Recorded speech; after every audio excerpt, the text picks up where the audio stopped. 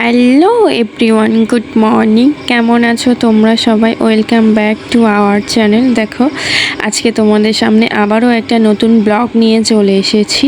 কোথায় এসেছি সবটাই তোমাদেরকে বলবো।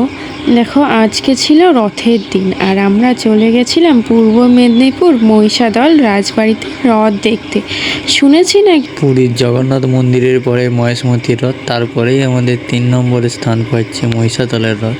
তাই আমরা বেশি দেরি না করে রথের দিন সকাল সকাল উঠে বেরিয়ে পড়েছিলাম মহিষাদলের উদ্দেশ্যে। কেন? রথ দেখতে যাব। আর এটা যেহেতু আমার প্রথমবার আসা রথ দেখতে, শুনেছি নাকি 4তলা বাড়ির সমান রথ হয়, সেটা নিজের চোখে দেখেও নিলাম। আর এখানে ভিড়টা দেখতেই পাচ্ছ। তো কত মানুষ এসছে কত দূর দূর থেকে, কোথায় হাওড়া, কলকাতা, হলদিয়া, মেছেদা, তো বহু দূর দূর থেকে মানুষ এসছে। এই রথটা হচ্ছে আগে 23তলা, বলতে 23টা ফ্লোর ছিল, এখন কমে সেটা 18টা হয়েছে। মানে বুঝতে পারছো নিশ্চয়ই কতটা বড় রথ। প্রায় 250 বছরের পুরনো এই রথ, ঐতিহ্যবাহী রথ।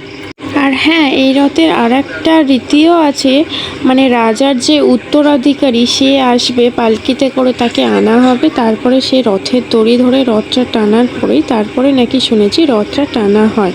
তো তোমরাও কে কে মহিষাদলের রথ দেখতে এসেছিলে আমাদের মতন, তো একটা কমেন্টে জানিয়ে দিয়ে যাও। তো আজকের ভিডিওটা এই পর্যন্তই। ভালো লাগলে অবশ্যই একটা লাইক করো আর সবাই বলো জয় জগন্নাথ। জগতের নাথ প্রভু তুমি।